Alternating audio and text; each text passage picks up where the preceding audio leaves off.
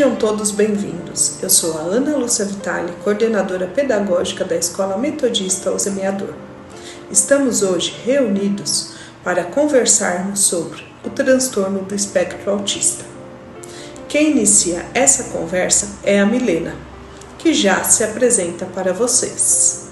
Olá, eu sou a Milena, sou fonoaudióloga da Escola Metodista O Semeador de São Caetano, e hoje eu vim aqui falar para vocês um pouquinho a respeito de um quadro clínico já bastante conhecido na área da educação e da saúde, né, que é o autismo.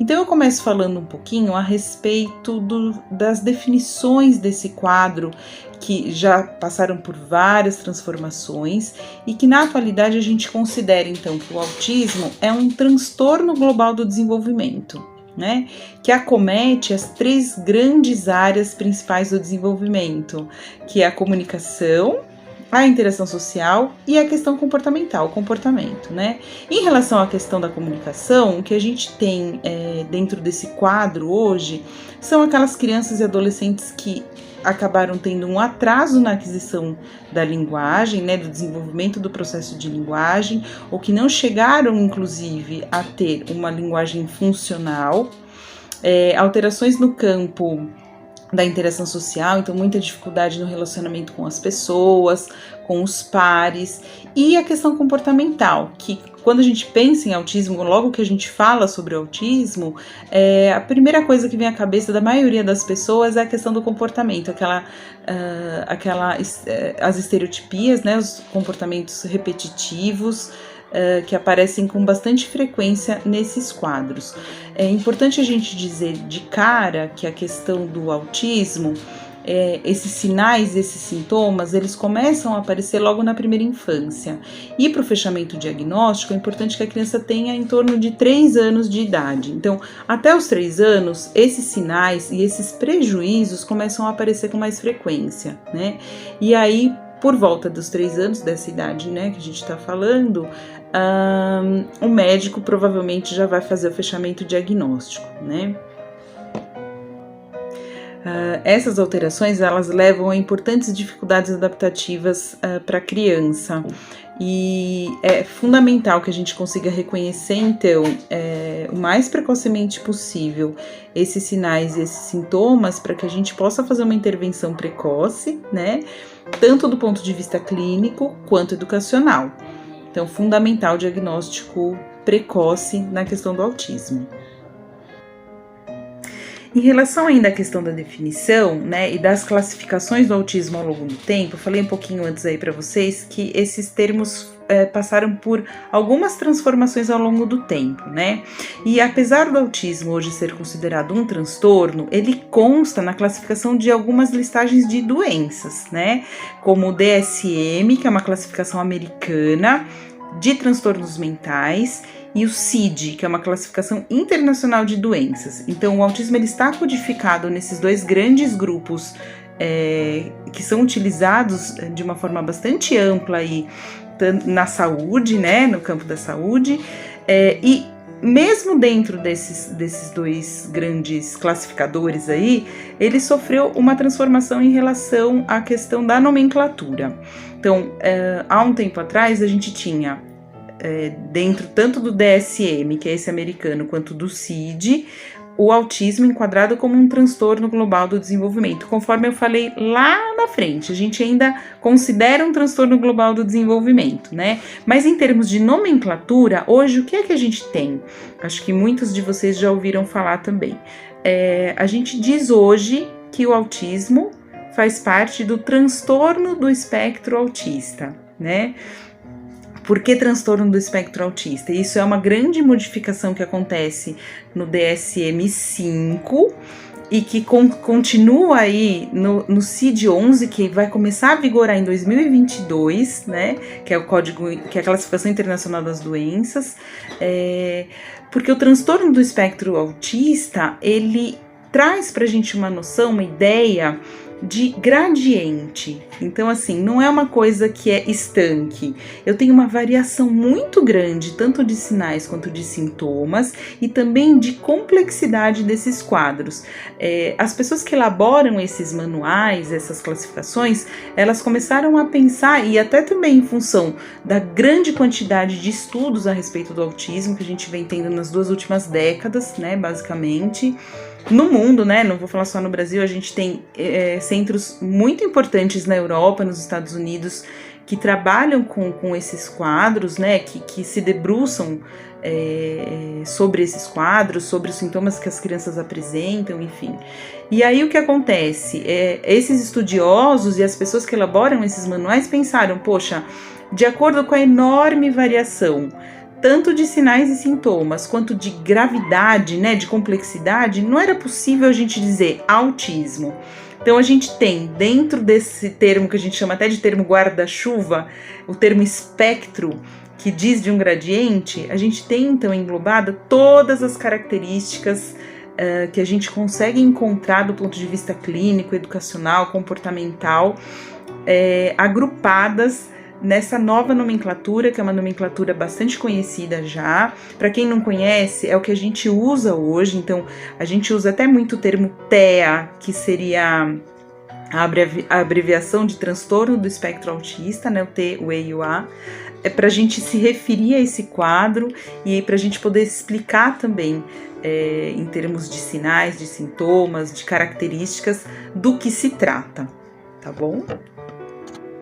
Bom, gente, agora a gente vai falar sobre uma questão que é bastante questionada, bastante discutida, tanto nos meios da saúde, né, do pessoal da terapia, dos médicos, quanto na educação.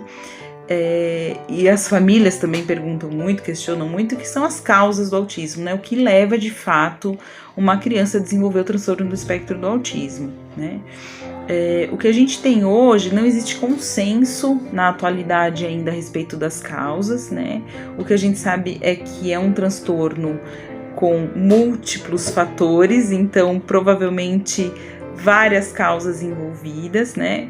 O avanço das pesquisas nesses centros, como eu falei anteriormente, eles vão um pouco na direção de estabelecer alguns marcadores, alguns fatores um pouco mais relevantes aí para a gente pensar em relação a causas do autismo, e aí a gente tem fatores biológicos, fatores relacionais, questões neurológicas, questões hereditárias, genéticas, prematuridade é uma coisa que tem aparecido bastante pra gente, né? Exposição a agentes químicos, o que mais? Doenças infecto-contagiosas na gestação e, enfim, levando o bebê a nascer com algum tipo de alteração. Então são várias questões que estão aí no entorno das causas, né? Que giram no entorno das causas do autismo, mas sem um estabelecimento ainda acertado, efetivo do ponto de vista científico, né? O avanço dos estudos da neuroimagem das últimas 2 décadas também, como eu venho falando, eles indicam também um caminho a respeito de algumas alterações mesmo do ponto de vista de córtex cerebral. Então, locais que têm uma diminuição de número de células, aumento de células num uma determinada localização cerebral, podem indicar também um caminho de estudos, mas isso ainda não é um consenso.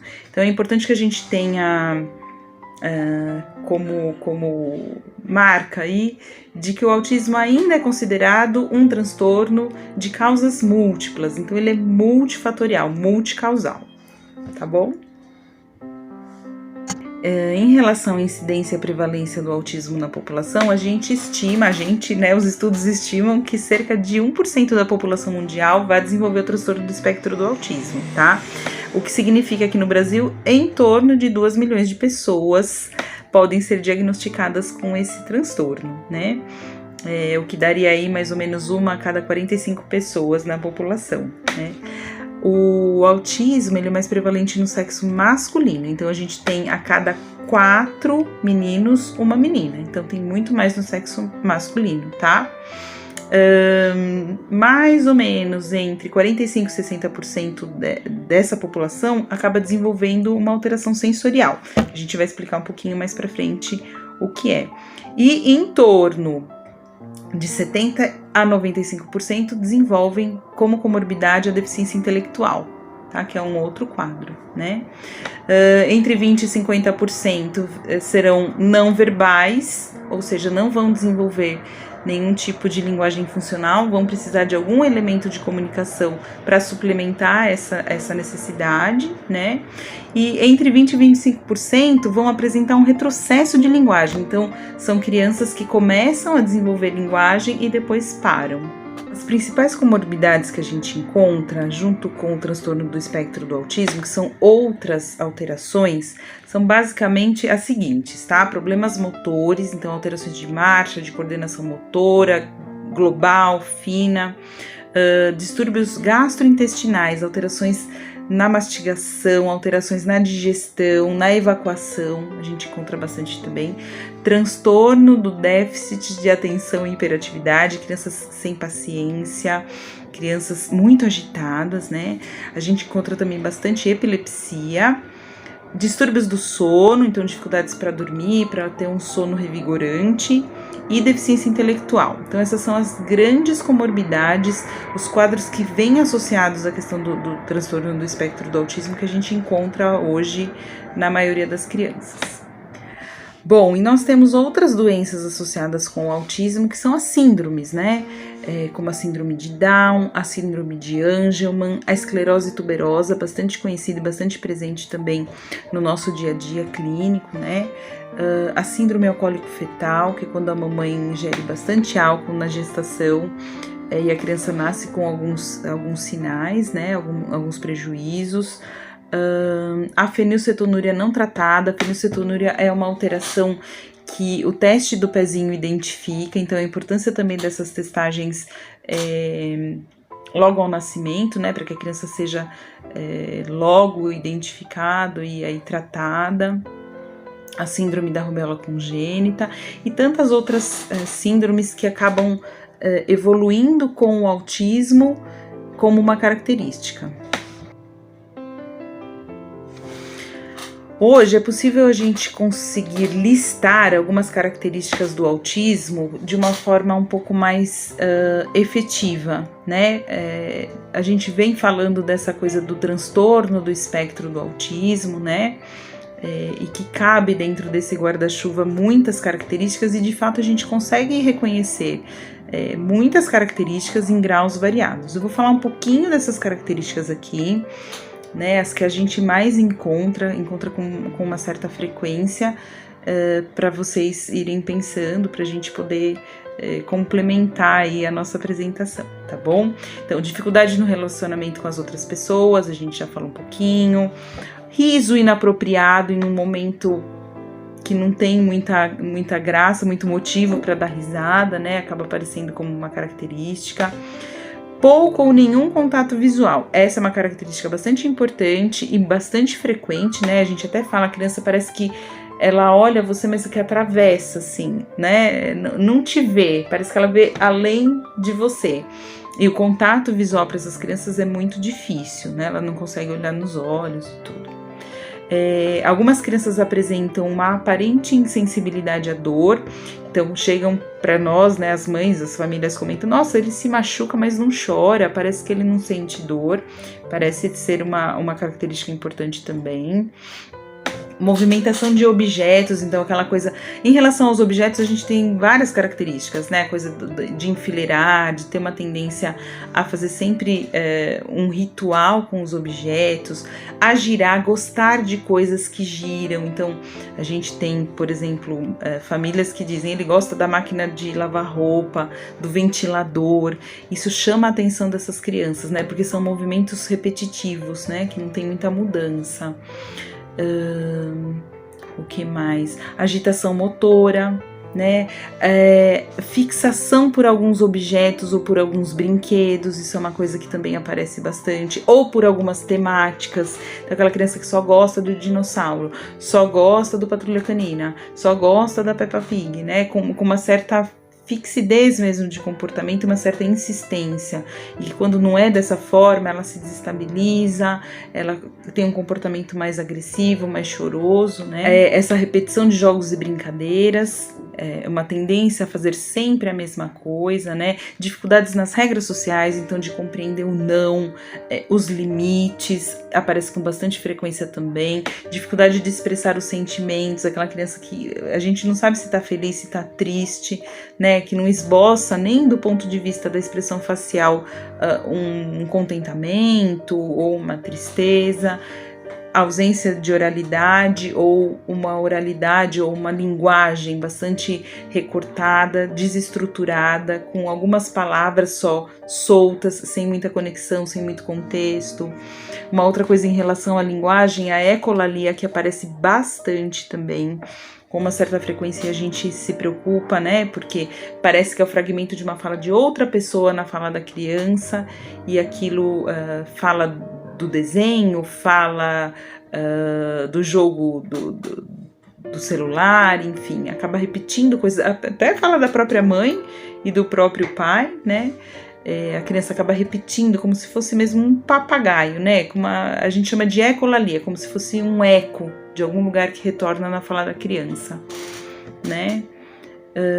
Uma inabilidade motora, então a gente falou um pouquinho da questão da comorbidade motora, né? Então a criança que não consegue recortar, que não consegue desenhar dentro que não consegue pintar dentro da forma, que tem um andar mais estabanado, que se desequilibra com frequência, uma questão motora global, aparece como uma inabilidade motora, né?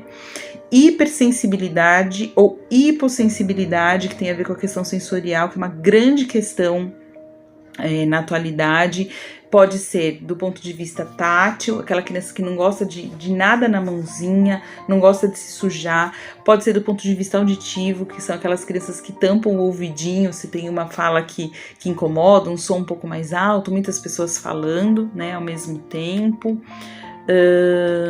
Alguns episódios de agressividade, né, um pouco mais assertivos, um pouco mais fortes, e autoagressão também aparece com uma certa frequência, aquelas crianças que batem partes do corpo na parede ou que tentam se machucar, tentam puxar o cabelo, aparece com bastante frequência também. Dificuldade de compreensão de metáforas, então a compreensão é sempre literal do que está sendo dito, né? Não consegue compreender as figuras de linguagem, enfim. Prejuízos nas brincadeiras de faz de conta, isso é uma outra questão interessante que a gente observa com frequência nas crianças pequenas. Então, não consegue separar o que é realidade de fantasia, não consegue fazer uma brincadeira de faz de conta, de dar comidinha para a boneca, de transformar a caneta no avião. Isso é bastante difícil para essas crianças, né? E uma tendência à compreensão literal das coisas, que é a questão da ausência da metáfora.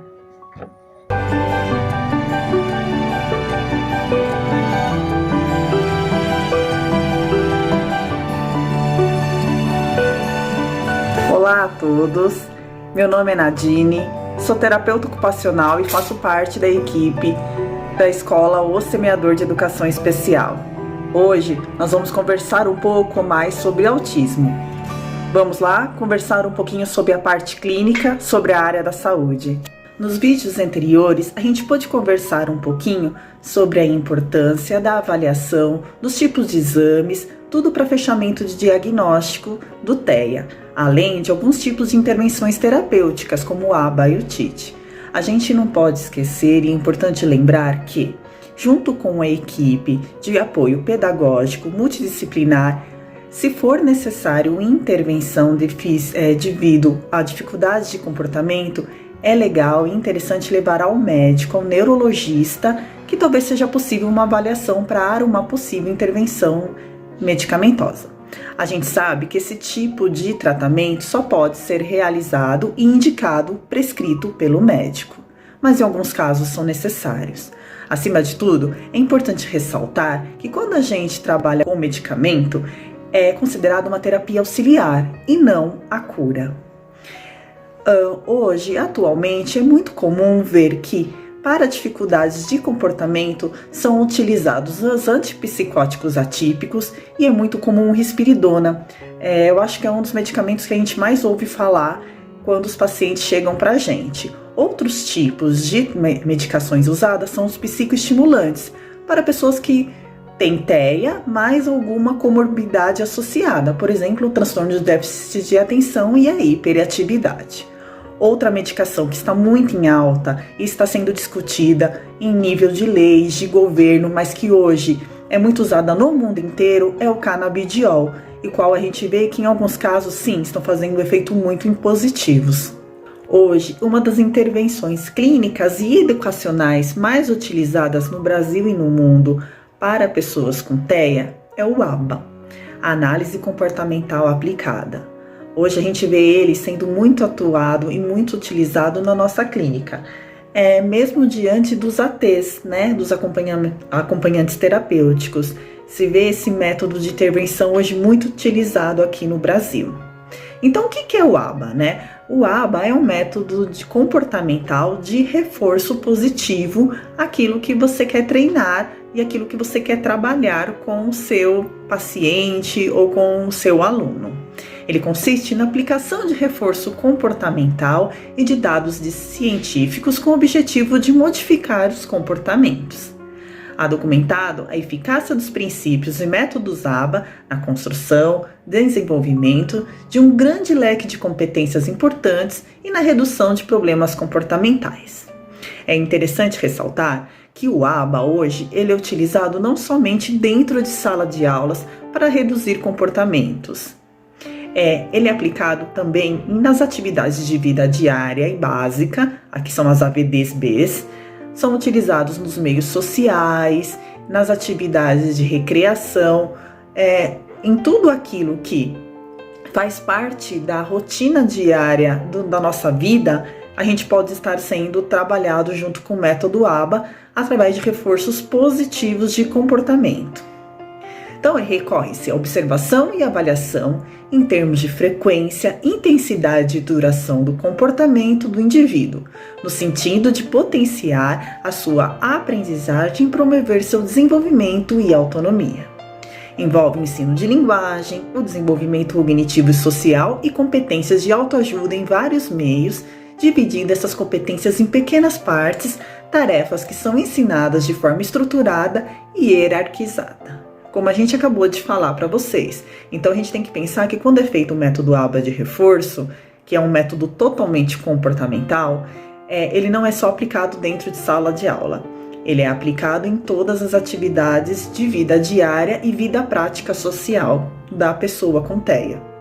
É dada muita importância à recompensa ou reforço de comportamentos desejados, que são os reforços positivos, desencorajando os comportamentos inadequados. Então, no método ABA, a gente sempre está reforçando o que é de bom, o que a gente quer de efeito para conseguir certo comportamento. É um método que a gente praticamente não usa o negativo, né? A gente não usa o não, a gente reforça sempre o positivo e não o negativo. Outra intervenção clínica e principalmente educacional que é utilizado é o método TEACH, que é o tratamento e educação para autismo e crianças com déficits relacionados à comunicação. Ele surgiu em 1966 nos Estados Unidos. É um método muito utilizado dentro de sala de aula. Por quê? Porque você organiza o ambiente, você organiza essa sala de aula em diferentes momentos da rotina do dia da escola. Então você tem um cantinho da leitura, você tem um cantinho da parte das atividades em folha, das atividades pedagógicas, você separa o cantinho da hora do brincar. Então você consegue organizar a rotina escolar da criança dentro do mesmo ambiente, praticamente antecipando aquilo que vai acontecer para que a criança consiga, dentro da rotina, se organizar e diminuir os comportamentos que não são efetivos para o aprendizado. Então, ele é uma intervenção específica, caracterizada por uma adequação do ambiente, no sentido de reduzir a ansiedade e, deste modo, potencializar a aprendizagem.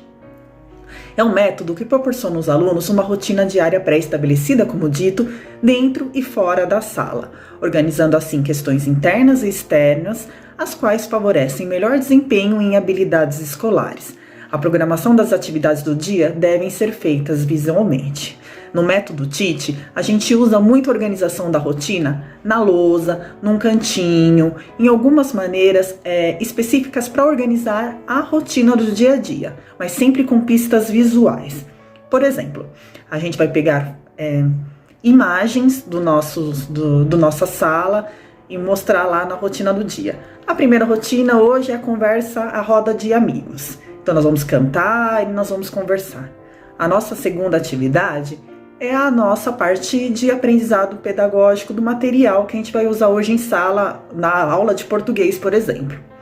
Depois vem o nosso lanche.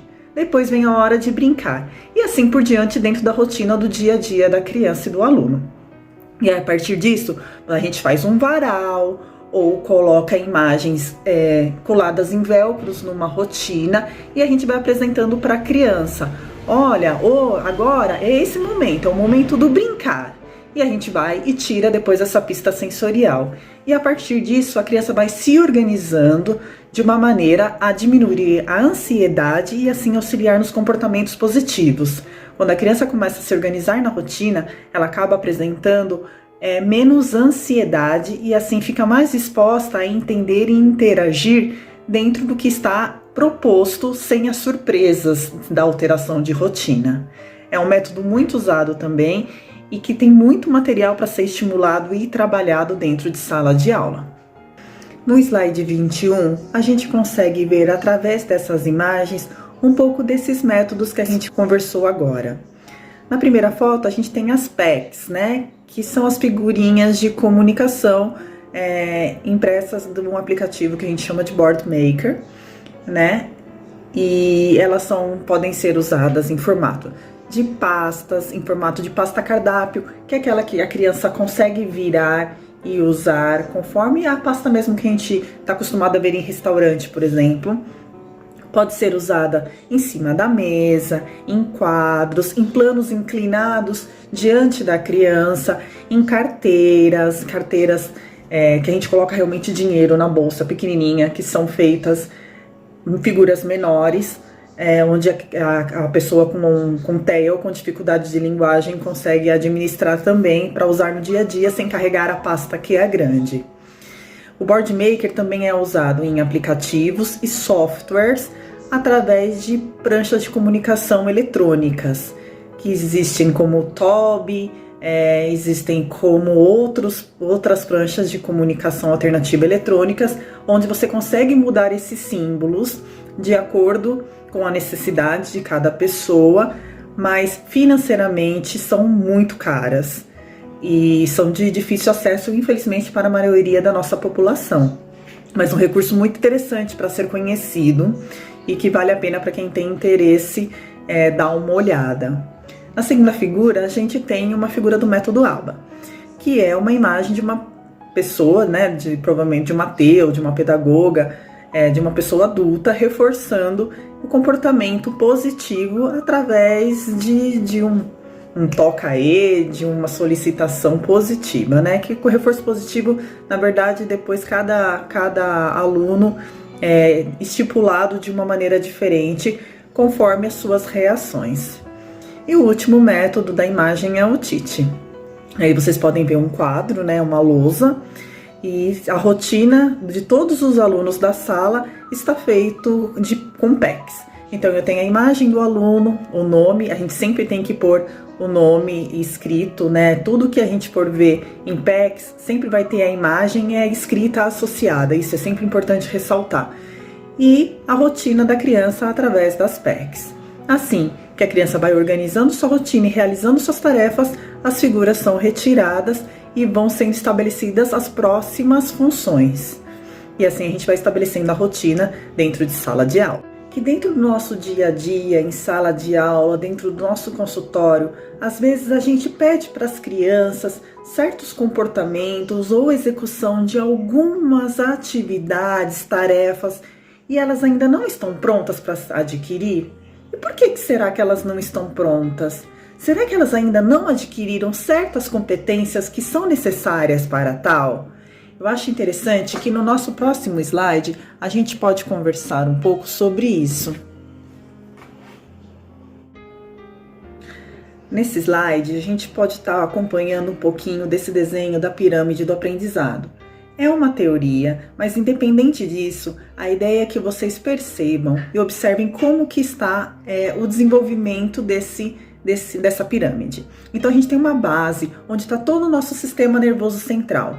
A gente tem que pensar que esse sistema nervoso central ele está sendo elaborado desde o intraútero. Então quando o bebezinho está lá na barriga da mamãe e ele está sendo cercado, está sendo gerado, ele está sendo bombardeado de estímulos. Até que hoje é comprovado que quando os nenéns nascem, eles sabem reconhecer as vozes externas, principalmente a voz da mamãe, eles já têm papilas gustativas aguçadas.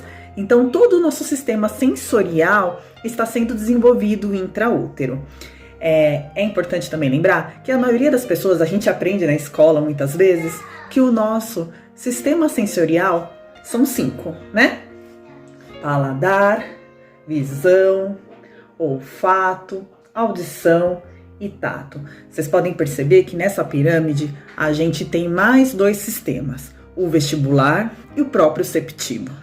O sistema vestibular é aquele que a gente usa quando a gente está andando, que tem a ver com o nosso ouvido, que é responsável pelo nosso equilíbrio, quando a gente balança e não cai, quando a gente está numa rede e consegue sair da rede sem se desequilibrar, ele está ligado diretamente ao nosso ouvido e toda a parte de ouvido, labirinto. O sistema proprioceptivo é todo o nosso corpo respondendo aos estímulos de fora para dentro. Então, por exemplo, eu preciso me levantar da cadeira, então eu tenho que organizar todo o meu movimento para levantar. Se eu rodar em volta do meu eixo, eu também vou tentar me organizar para parar no mesmo lugar. Então, como a gente responde todas essas respostas de fora para organizar o nosso corpo no espaço e no movimento. É um sistema muito importante para a coordenação motora, para a marcha, para os nossos movimentos mais grossos. Existe hoje uma teoria e uma coisa muito legal vindo de um outro sistema sensorial que chama de interocepção, que é um sistema relacionado com como a gente entende os nossos sistemas internos para mostrar externamente. Por exemplo, a dor.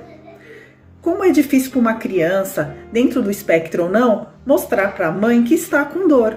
Então, localizar a dor no corpo, associar sensações de prazer, associar sensações de angústia. Então, é um outro meio sensorial que a gente vê muito defasado nas pessoas com autismo e como elas lidam com isso. Bom, voltando à nossa pirâmide, se a gente percebe que o nosso sistema sensorial está sendo alterado, por exemplo, nossa visão, como a gente consegue receber essas respostas internas, como o meu esquema corporal vai estar provavelmente deficitário. Se o meu esquema corporal está deficitário, como minha coordenação motora fina vai estar? Provavelmente muito mais alterada. Vocês percebem que uma coisa vai levando a outra até a gente chegar lá na nossa ponta da pirâmide. E o que está lá na ponta da pirâmide? O nosso desenvolvimento acadêmico. Então, como a gente disse, às vezes é importante nós darmos um passo para trás e reforçar nossas habilidades sensoriais, as brincadeiras com massinha, as brincadeiras de trabalho gustativo, toda essa parte de consciência corporal, de planejamento motor, para assim a gente conseguir chegar lá na ponta da nossa pirâmide e ter uma parte cognitiva mais organizada, uma parte motora e sensorial mais organizada e assim um planejamento e alcançar um plano acadêmico mais importante e mais interessante para os nossos alunos. A gente acabou falando um pouco da tríade, né? A tríade que é tão usada para fechamento do diagnóstico do TEA, né? Então, a dificuldade de comunicação, a de interação, a parte social e a comunicação. Outra parte que hoje está muito em alta, quando a gente fala de fechamento de diagnóstico de autismo, é a dificuldade sensorial da maioria deles.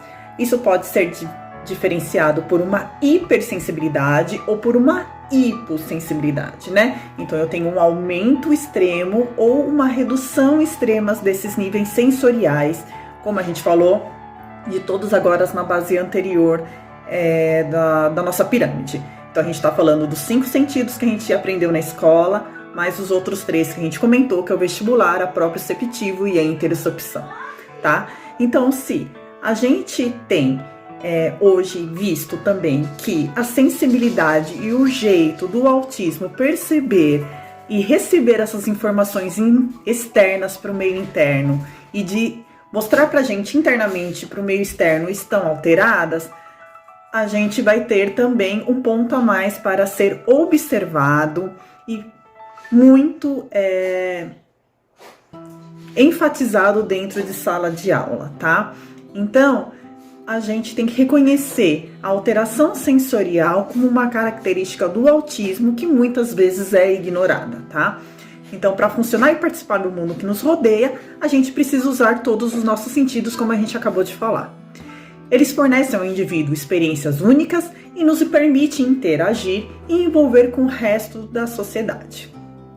Eles nos ajudam a compreender o ambiente que nos rodeia e a responder dentro dele o que geralmente nos é esperado para aquela situação.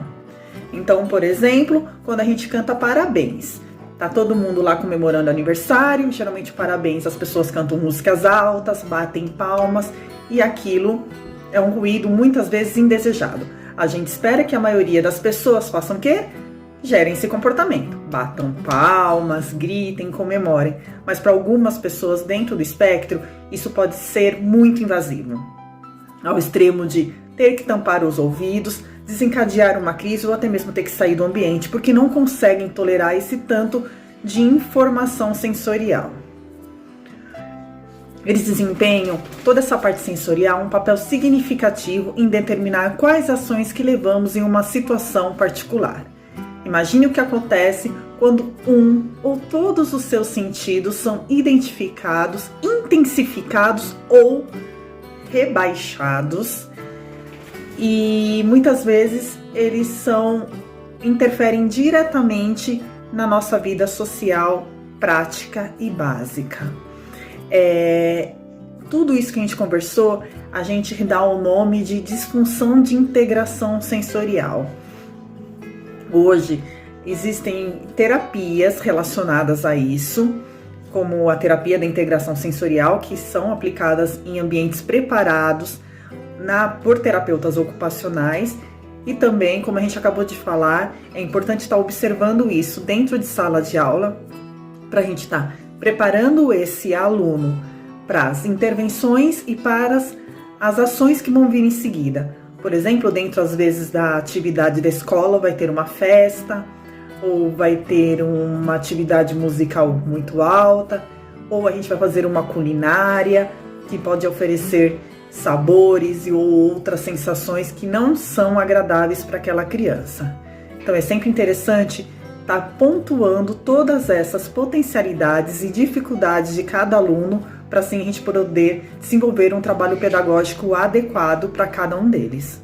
Nesse desenho do slide 26, a gente consegue conversar um pouquinho e ilustrar, na verdade, um pouquinho sobre esses sinais do transtorno de processamento sensorial que muitas pessoas com TEA demonstram para a gente. Como a gente disse, eles podem estar hiperativos ou hipoativos, né? Eles podem estar aumentados ou diminuídos conforme cada um.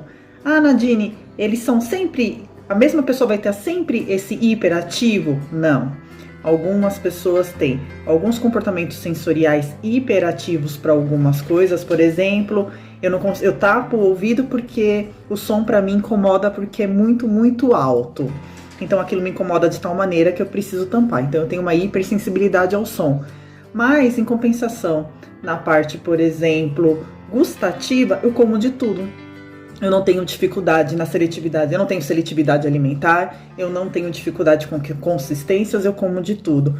Então, talvez eu tenha uma hipoatividade gustativa. Então, podem estar associadas de maneiras diferentes em sistemas sensoriais diferentes.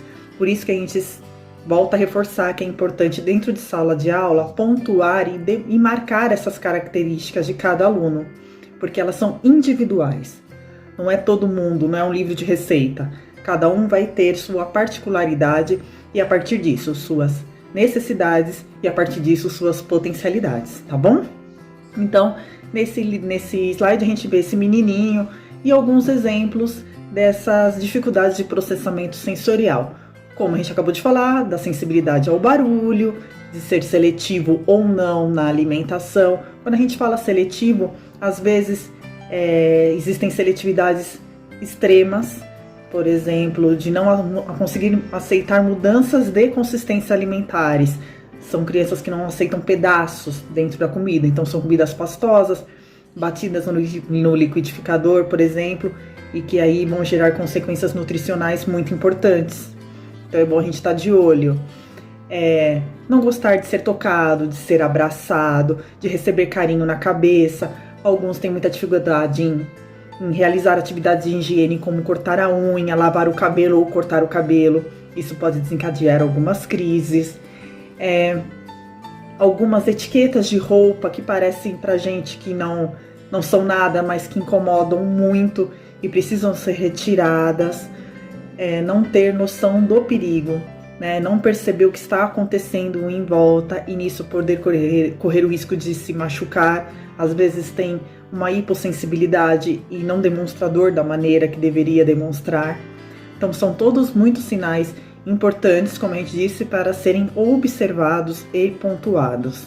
E também isso ser levado para a equipe multi e assim poder também ser trabalhados clinicamente com terapia ocupacional, com fono, com fisioterapia, se necessário, e também com a intervenção do neurologista, se for importante.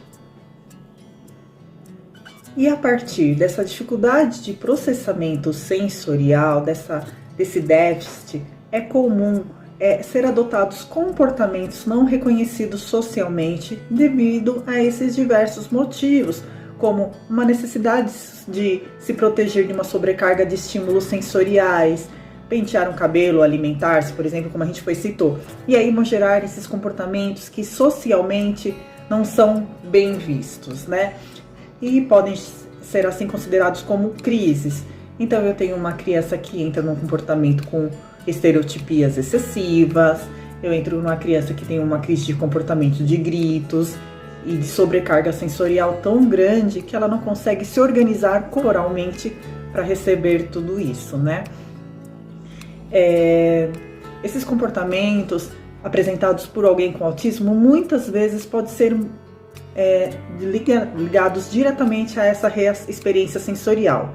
Então é compreensível porque eles precisam criar esses rituais ou ter comportamento autoestimulatórios para conseguir se sentir no controle desse corpo.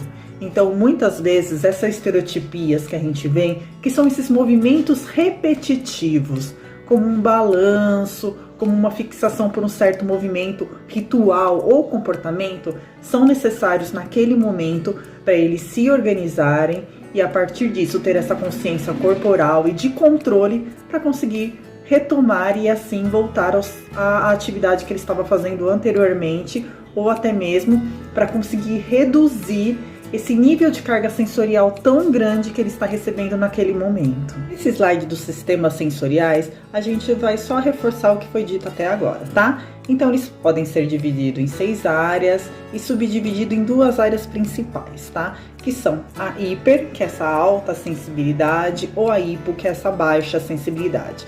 No entanto, é importante lembrar que as dificuldades e diferença podem em alguns indivíduos se enquadrar em ambas as áreas, como a gente já acabou de estar conversando. No sistema de equilíbrio, a gente vai deixar esses slides para dar alguns exemplos de entender quais seriam as hipossensibilidades e as hipers, tá? Ok? Então, por exemplo, no sistema de equilíbrio, um tipo de hipossensibilidade é a necessidade de balançar e girar. Vocês estão vendo nessa imagem uma figura de uma sala de integração sensorial. É uma sala que tem muito estímulo, visualmente e sensorialmente, tá? Então, por isso que ela é uma sala, é um recurso usado por terapeutas ocupacionais que estudam essa técnica, porque justamente através desse monte de estímulos a gente consegue trabalhar e organizar essa demanda de estar recebendo essa carga sensorial alta ou baixa demais. Na hipersensibilidade ao equilíbrio, a gente tem uma dificuldade em atividades que incluem movimento, como o desporto, que são as atividades esportivas, dificuldades em parar rapidamente ou durante uma atividade. É aquela criança que pode correr e na hora de ter que parar, ela não consegue tromba em algum objeto, ou com atividades onde a cabeça não está na posição vertical, ou quando os pés não estão no chão. Um pular, uma atividade de virar cambalhota, essas todas que a gente costuma trabalhar motoramente com equilíbrio. Na parte de cheiro, que seria o olfato, por exemplo, nas características hipossensoriais, a gente tem alguns indivíduos que não têm nenhum sentido de cheiro e não conseguem perceber odores extremos. E algumas pessoas que até lambem alguns materiais, objetos, para ter essa sensação. No hiper, os cheiros são intensificados de uma maneira muito avassaladora. E aí são pessoas que podem ter problemas com banheiro, não gostam de certos perfumes, shampoos e produtos de higiene. No sistema visual, a gente pode ver como uma hipossensibilidade, poder ver as coisas mais escuras, perder os recursos de linha. Para alguns podem concentrar-se na visão periférica, pois sua visão central é mais desfocada. Outros dizem que o principal objetivo é a parte ampliada e as coisas na parte periférica ficam turvas. E a percepção de profundidade, como por exemplo, problemas com jogar e pegar. E aí vocês percebem quanto isso pode interferir dentro de sala de aula a nível de atividade. Se eu tenho um aluno que tem uma hipossensibilidade visual, provavelmente uma atividade de folha vai ter que ser preparada de maneira diferenciada. Provavelmente uma atividade na lousa vai ter que ser organizada de maneira diferente. Na hipersensibilidade, por exemplo, a gente tem uma visão distorcida, com objetos brilhantes, fragmentação de imagens como consequência de muitas fontes e focalizar, por exemplo, detalhes particulares, por exemplo, um pedacinho do texto inteiro. Então você dá um desenho de uma casa com uma porta, com janelas, e quando você pergunta para a criança o que chama atenção, ela vai falar que é na maçaneta. Então ela consegue focar num detalhe muito pequeno diante de todo o contexto da imagem que foi apresentada. E isso, mais uma vez, provavelmente vai pontuar mudanças de planejamentos de intervenção de atividades em sala de aula devido a essa característica que essa criança ou aluno, adulto apresenta. No sistema auditivo, a gente tem como hipossensibilidade exemplos de que alguns sons podem ser ouvidos com uma orelha e a outra orelha ter uma audição parcial, por exemplo. A pessoa pode não reconhecer sons de algumas maneiras particulares, ou elas não ligam em estar em lugares barulhentos, lotados, bateção de porta, objetos caídos, isso não interfere. E mais uma vez, é importante estar lembrando que um dos exames super importantes para serem feitos para diagnóstico de autismo são os exames auditivos, principalmente em crianças pequenas. A gente tem que descartar sempre as causas fisiológicas para depois também dar um fechamento de diagnóstico mais correto. Na hipersensibilidade auditiva, é aquela criança, aquele aluno que vai ter problema com ruído e esse ruído vai vir de uma maneira distorcida e confusa. Incapacidade para cortar som particulares, que dá uma dificuldade de concentração e de linguagem. E eles podem ter o limiar inferior de audição, o que os torna particularmente sensíveis a estímulos auditivos, por exemplo, ouvir conversas à distância. São muitas particularidades. No sistema tátil, a gente tem como uma hipossensibilidade ter um alto limiar de dor e de temperatura. estão muito ligados à autoagressão. Então, o sistema sensorial tátil tem muito a ver com alguns comportamentos que as pessoas tendem como não agradáveis, óbvio, porque são as autoagressões. Aquela criança que, quando tem um comportamento indesejado, ela bate a cabeça no chão, ela se autoagride com socos, de uma maneira que chega a se machucar de maneira bem séria. E gostam de objetos pesados em cima deles. É até um meio que a gente acaba usando até através de muitas crises. São crianças que, às vezes, quando a gente põe uma sobrecarga sensorial em cima do corpo deles, uma manta, um cobertor ou alguma coisa pesada em cima do corpo, eles geralmente se organizam corporalmente e aquele comportamento tende a passar e ir embora. Na hipersensibilidade tátil, os toques podem ser extremamente desconfortáveis e até dolorosos. Então, é aquela criança que não gosta, que fique abraçando, que fique pegando. Isso acaba atingindo eles bastante. Eles não gostam de ter coisas nas mãos e nos pés, tem uma hipersensibilidade tátil, principalmente nas mãos e nas solas do pé. E aí vem aquele comportamento, muitas vezes, da criança com autismo andar nas pontinhas do pé. Então, não sei se vocês já viram, alguns dos nossos pacientes têm essa habilidade e esse hábito que eles criam depois de andar nas pontas do pé. E é justamente por isso. Eu tenho uma zona de contato muito pequena de estímulo sensorial, então eu prefiro andar na ponta do pé, reduzir esse tamanho de contato, porque eu não aceito essa parte toda sendo manipulada e tocada. E daí é interessante a gente estar trabalhando com essa criança de novo a parte sensorial, andar no chão com areia, experimentar o chão com pedrinhas, tentar dar uma melhorada nessa apresentação sensorial tátil e assim a gente conseguir trabalhar, por exemplo, eles voltarem ou se acostumarem, habituarem a andar novamente com o pé todo apoiado ao solo.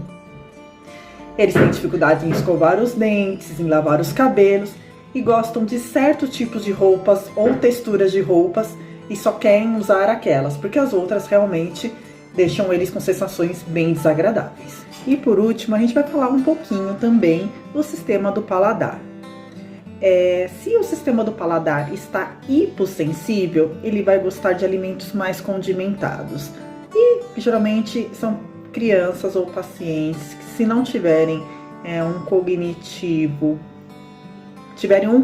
mais comprometido, são aquelas crianças, aqueles pacientes que vão comer qualquer coisa, até objetos, o giz de cera, às vezes come o solo, graminha, e aí eles não vão ter essa percepção dessa mudança de alimentação e acaba se tornando até perigoso.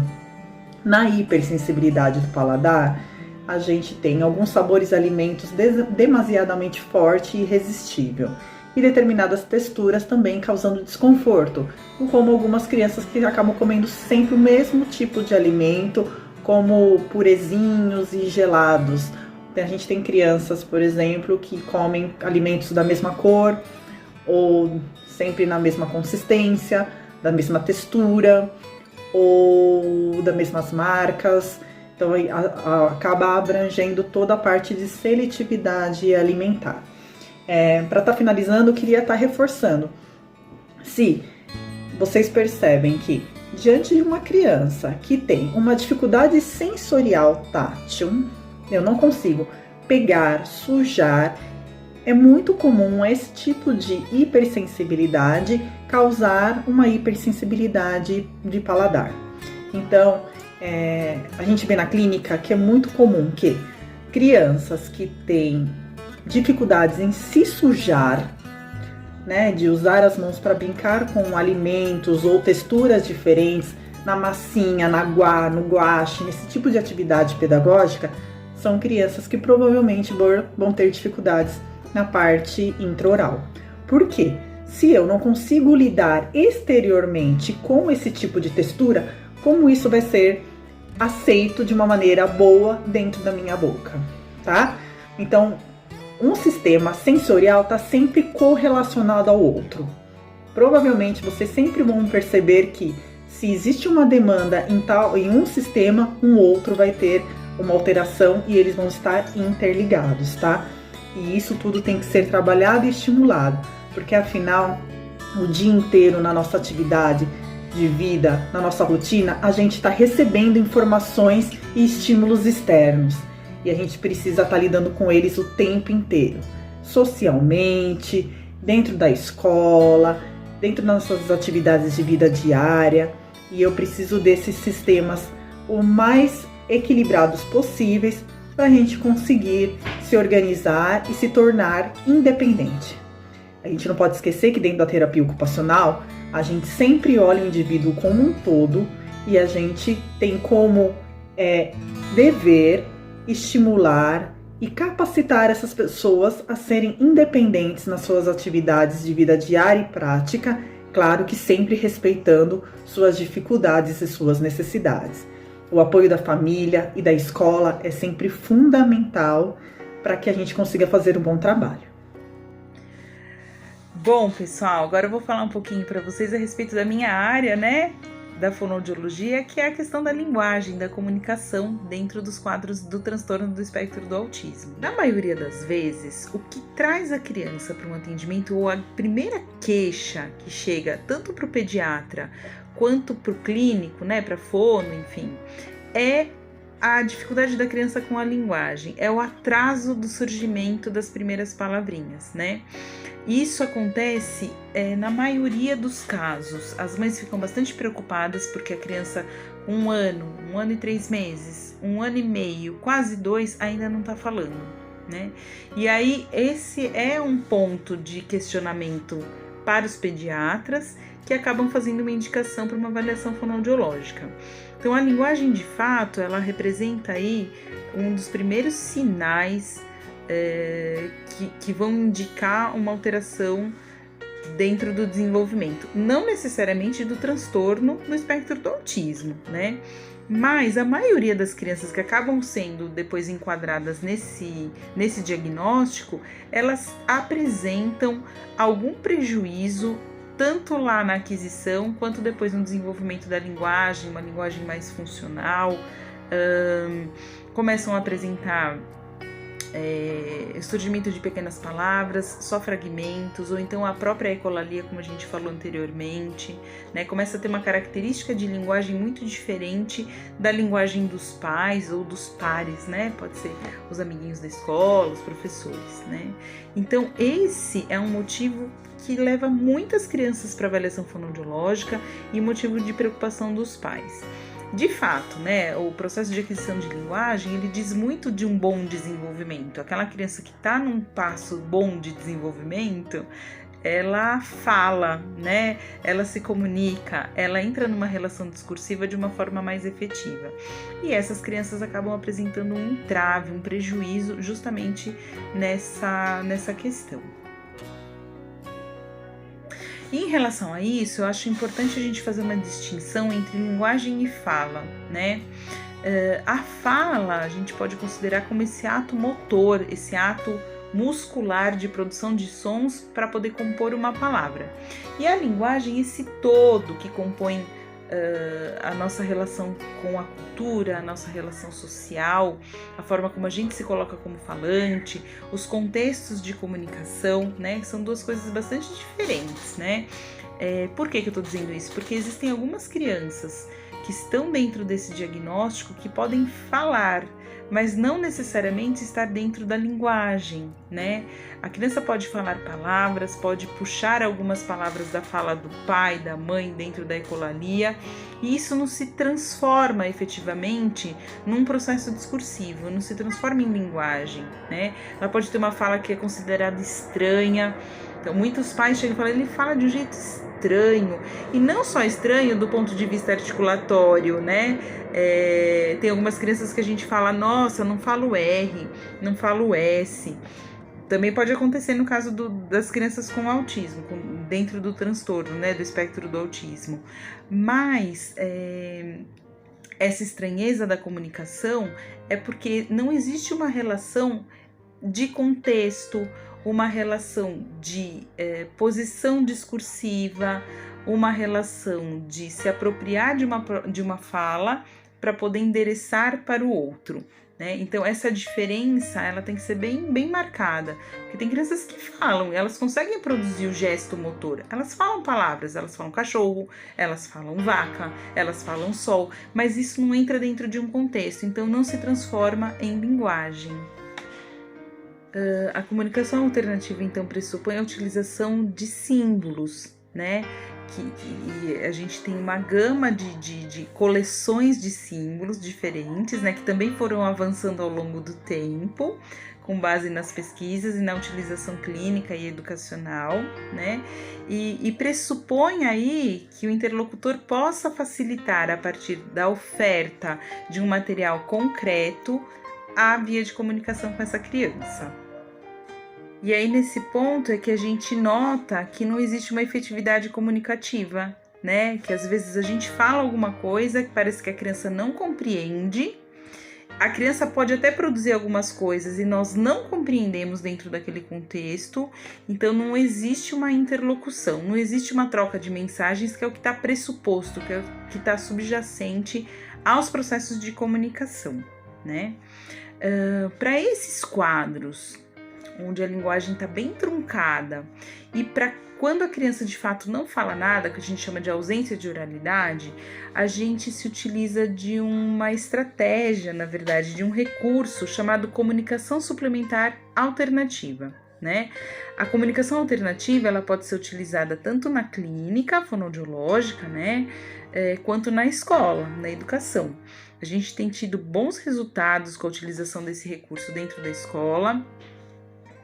Quando a criança utiliza o material que foi construído individualmente para ela, e esse material transita para casa, transita para terapia, e a gente vai ampliando um pouco esse recurso a partir de imagens, né, para que a comunicação possa se efetivar, né, para que a criança possa acessar esse movimento de endereçamento de uma mensagem de uma forma possível para ela.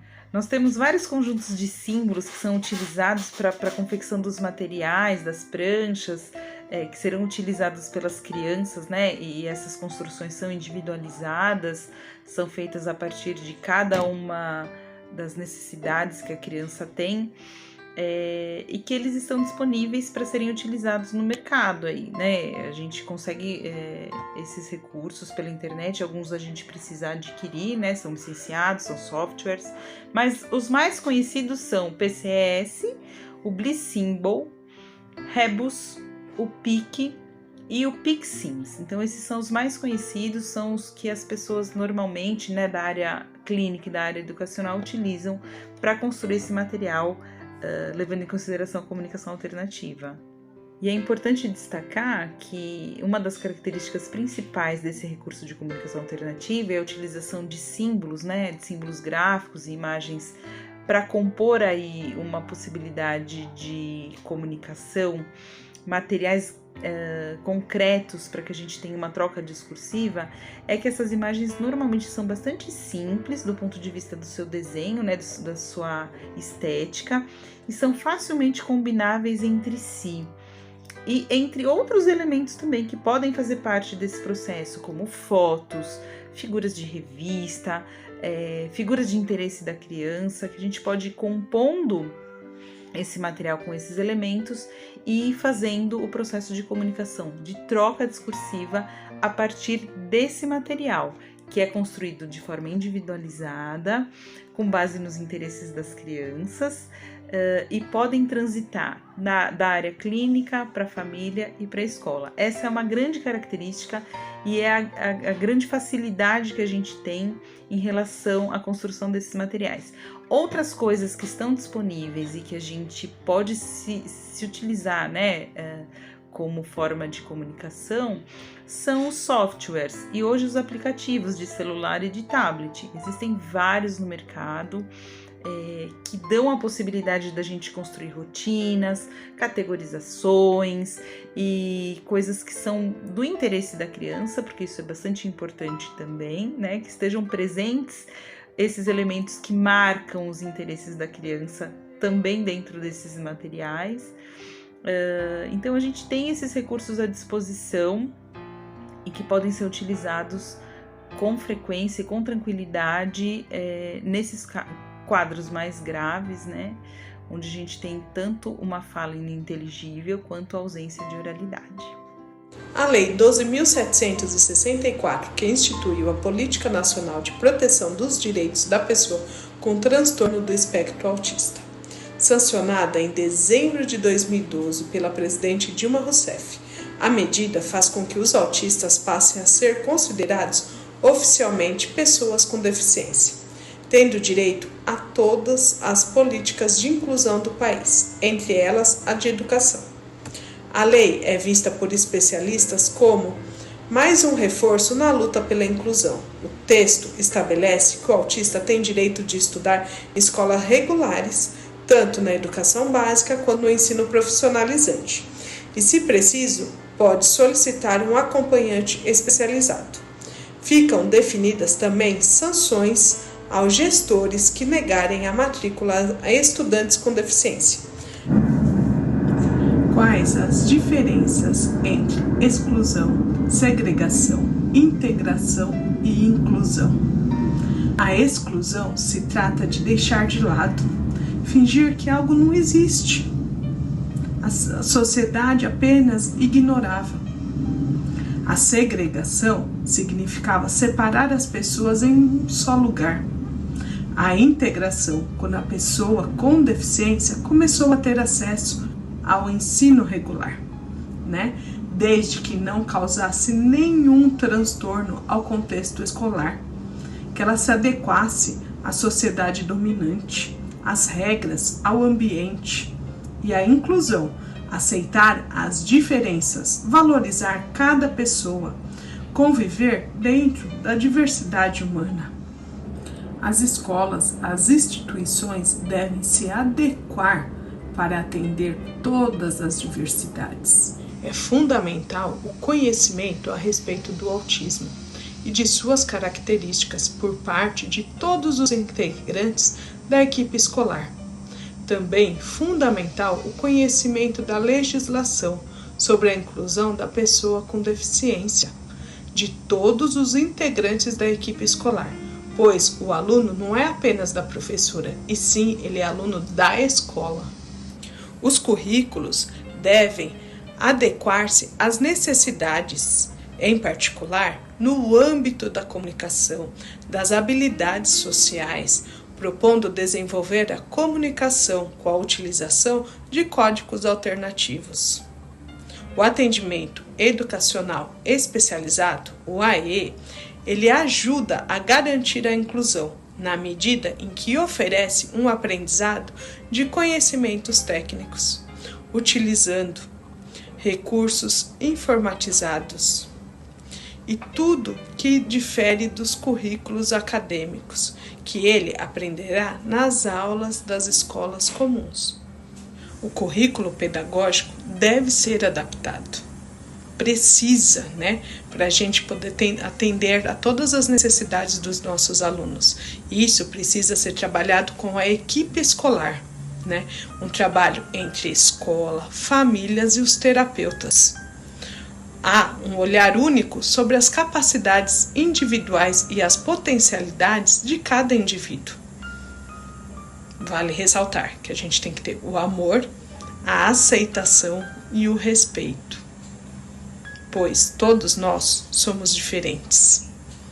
Vale ressaltar a importância da integração e interação com os pares, professores e os demais funcionários da equipe escolar. O estabelecimento das rotinas, entrada, sala de aula, lanche, aulas extracurriculares, quadra, higiene e a saída. A alimentação, a adequação do cardápio, A adequação deve ser gradativa, da alimentação do aluno no ambiente escolar. Também a importância das adaptações dos conteúdos e produções de materiais pedagógicos individualizados, produções de materiais para casa e o estabelecimento de diálogos constante entre equipe escolar, suporte terapêutico e familiares. o incentivo constante ao desenvolvimento de processos de autonomia e independência. E é fundamental a realização do Plano Educacional Individualizado, o PEI, que ele define uma estratégia que estabelece o planejamento escolar individualizado, contém as necessidades específicas de cada aluno, cuja avaliação e revisão são realizadas periodicamente. Todos os alunos têm as suas potencialidades de aprender. Cada um tem o seu tempo, o seu ritmo e as suas necessidades. E nos despedimos dessa conversa com uma frase de Rosemarie Murano. Todas as cores do arco-íris superpostas formam o branco. Só a integração de todas com suas diferenças é que pode criar a harmonia. Segue o nosso e-mail, osemeador@3remetodista.org.br.